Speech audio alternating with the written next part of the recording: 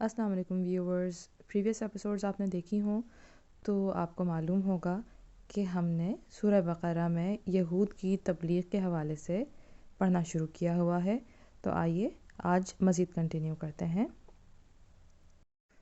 پچھلی ایپیسوڈ میں ہم نے 26واں مشکل لفظ تھا جہاں پر ہم موجود تھے اور یہ 27واں رہ گیا تھا۔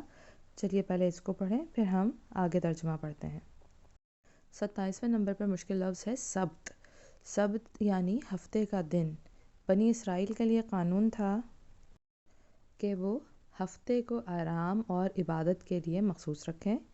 اس روز کسی قسم کا دنیاوی کام حتیٰ کہ کھانا پکانے کا کام بھی نہ خود کریں اور نہ ہی اپنے خادموں سے لیں۔ چلیے آگے ہم ترجمہ کنٹینیو کرتے ہیں۔ پھر وہ واقعہ یاد کرو جب موسیٰ علیہ السلام نے اپنی قوم سے کہا کہ اللہ تمہیں ایک گائے ذبح کرنے کا حکم دیتا ہے۔ کہنے لگے کیا تم ہم سے مذاق کرتے ہو؟ موسیٰ علیہ السلام نے کہا میں اس سے خدا کی پناہ مانگتا ہوں کہ جاہلوں کی سی باتیں کروں۔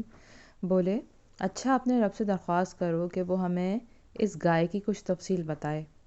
موسیٰ علیہ السلام نے کہا اللہ کا ارشاد ہے کہ وہ ایسی گائے ہونی چاہیے جو نہ بوڑھی ہو نہ بچیا بلکہ اوسط عمر کی ہو، لہٰذا جو حکم دیا جاتا ہے اس کی تعمیل کرو۔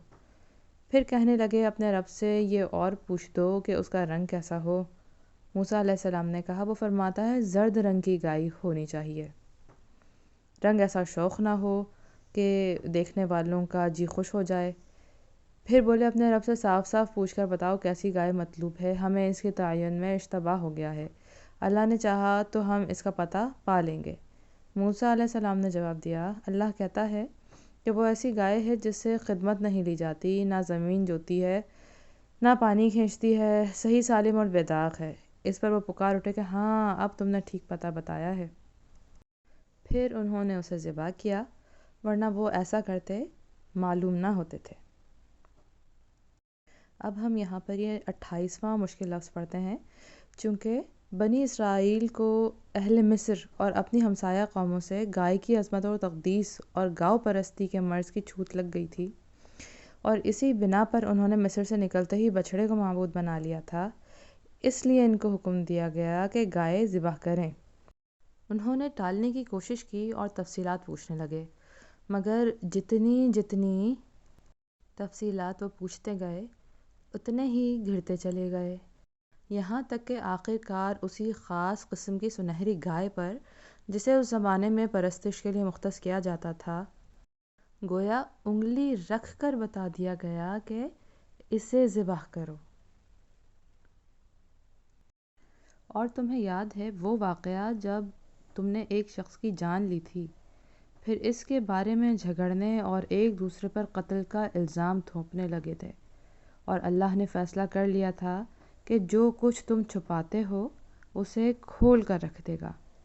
اس وقت ہم نے حکم دیا کہ مقتول کی لاش کو اس کے ایک حصے سے ضرب لگاؤ۔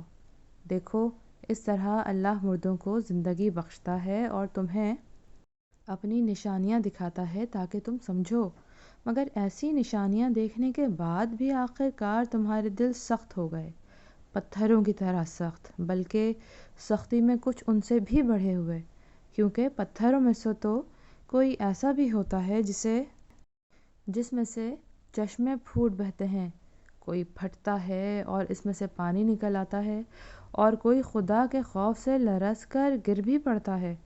اللہ تمہارے کرتوتوں سے بے خبر نہیں ہے؟ اے مسلمانوں، اب کیا ان لوگوں سے تم یہ توقع رکھتے ہو کہ یہ تمہاری دعوت پر ایمان لے آئیں گے؟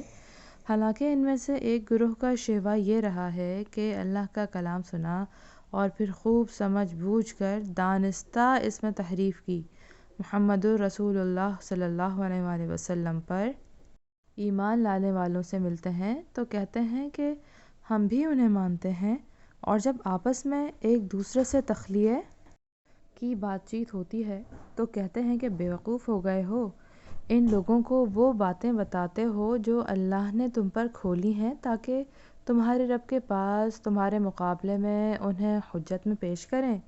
اور کیا یہ جانتے نہیں ہیں کہ جو کچھ یہ چھپاتے ہیں اور جو کچھ ظاہر کرتے ہیں اللہ کو سب باتوں کی خبر ہے۔ ان میں ایک دوسرا گروہ امیوں کا ہے جو کتاب کا تو علم رکھتے نہیں، بس اپنی بے بنیاد امیدوں اور آرزوؤں کو لیے بیٹھے ہیں اور محض وہم و گمان پر چلے جا رہے ہیں۔ بس ہلاکت اور تباہی ہے ان لوگوں کے لیے جو اپنے ہاتھوں سے شرع کا نوشتہ لکھتے ہیں، پھر لوگوں سے کہتے ہیں کہ یہ اللہ کے پاس سے آیا ہوا ہے تاکہ اس کے معاوضے میں تھوڑا سا فائدہ حاصل کر لیں۔ ان کے ہاتھوں کا یہ لکھا بھی ان کے لیے تباہی کا سامان ہے اور ان کی یہ کمائی بھی ان کے لیے موجب ہلاکت۔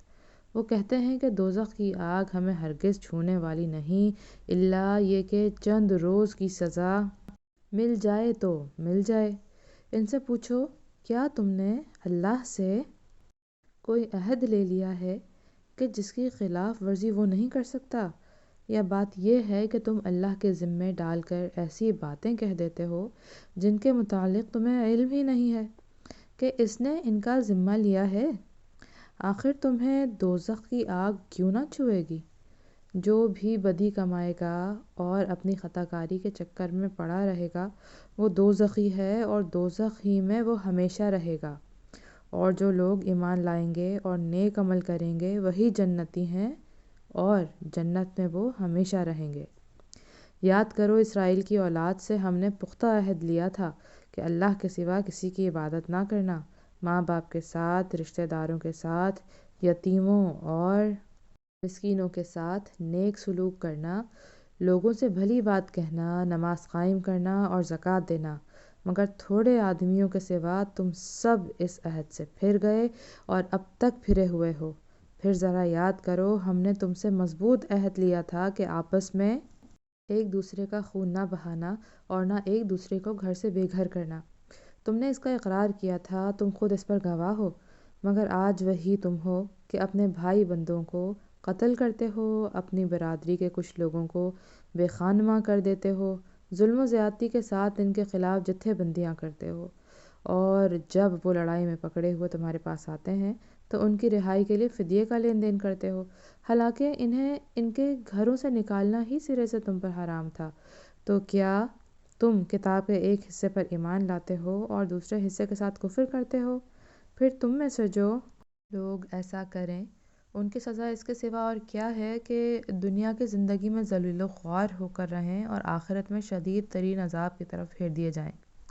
اللہ ان حرکات سے بے خبر نہیں ہے جو تم کر رہے ہو۔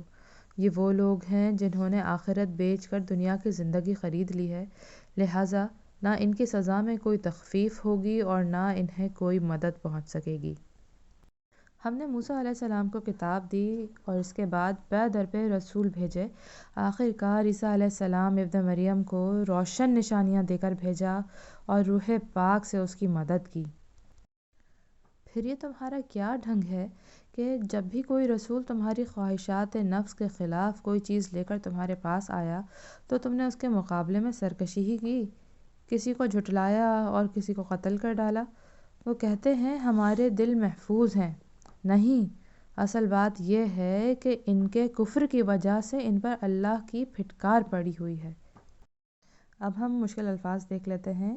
ہم مشکل الفاظ میں نمبر 29 پر تھے، جہاں پر مسلمانوں کو مخاطب کرتے ہوئے کہا گیا تھا، یہ خطاب مدینے کے ان 9 مسلموں سے ہے جو قریب کے زمانے ہی میں نبی عربی صلی اللہ علیہ وآلہ وسلم پر ایمان لائے تھے۔